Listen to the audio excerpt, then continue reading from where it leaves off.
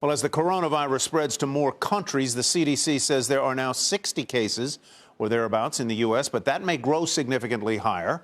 So how might an outbreak impact daily life and the U.S. economy? Joining us tonight, L.A. County Superintendent of Schools Debra Duardo and Moody's chief economist Mark Zandy. Well, welcome to both of you. Superintendent Duardo, what would a closure of the L.A. County school system look like? How would you roll it out? And what would pupils and teachers do? Well, that's what we're in the process of preparing for now. We still believe that L.A. County is low risk. We've only had one case of a person identified with the coronavirus. So right now we're taking the necessary precautions in the event that we would need to close down a school. So part of that means that we are preparing for online learning, providing instructional packets to students, thinking about independent studying, doing everything that we can to prevent the disruption of instruction. So, number one, the news here is that you're thinking about it and game playing out what it would look like. But number two is the idea that just because school would not be in session, learning would not necessarily come to a halt. Absolutely. Learning can take place in any environment. We'd prefer to have it take place at school, but if need be, we'd make sure that our students would still continue to learn. Mark, if schools closed in large districts like Los Angeles or potentially across the country in many markets, what would it look like economically? What kinds of businesses would be affected most? Well, it would be highly disruptive. There's 30 million American families with children. Let's say, it's just a scenario, a third of those schools with those kids shut down. That would be about 10 million families affected. And let's just say, 10% of those families had a parent that couldn't go to work because they had to stay home with their kids. That's a million people that can't go to work.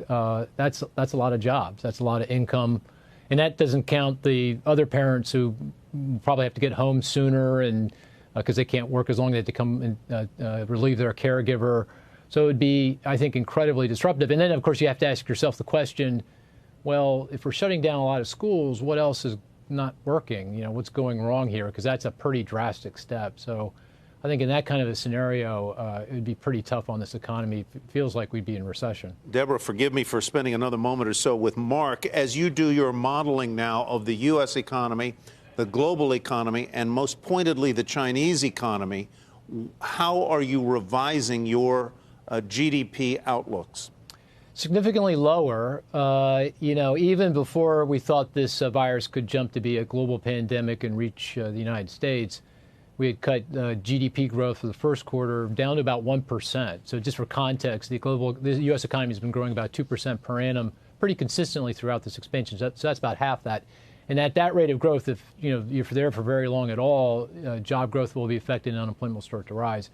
But now with the virus, given what the CDC says, the probability of this coming here in a significant way and, disrupting things, the school closure is an example, I think this is very serious. And this is what the markets are telling us, right? The global investors are starting to discount the real possibility that we will have an economic recession. Right. And one other thing I'll say is, we came into this very weak. I mean, the global economy was, really flat on its back. That trade war did a lot of damage. And, Europe was pretty close to recession. Italy was, arguably already in recession before the virus hit. So, it's going to do damage. Debra, let me turn back to you for a moment. Just for the record, how many students are in the school system that you supervise?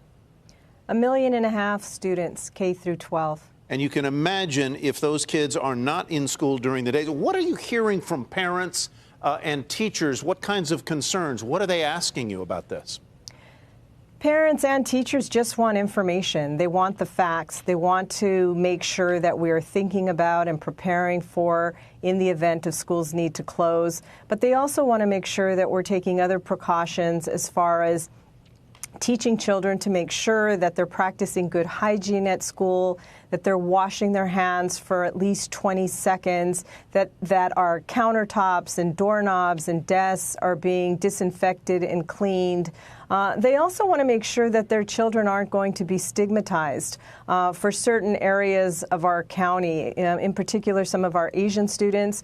We want to make sure that our schools are safe, healthy learning environments, that we will not tolerate any bullying or teasing in our communities. So those are some of the concerns, but primarily they want the facts. They want to be reassured that we're providing them with accurate information. We've assured them that we have frequent communication with the Department of Public Health, that we are working with all 80 of our districts, that we're planning just as we should for any type of emergency, that families should have plenty of water and food and medications, the same thing we would in the event of an earthquake or a fire or other thing that would cause children to not be able to come to school.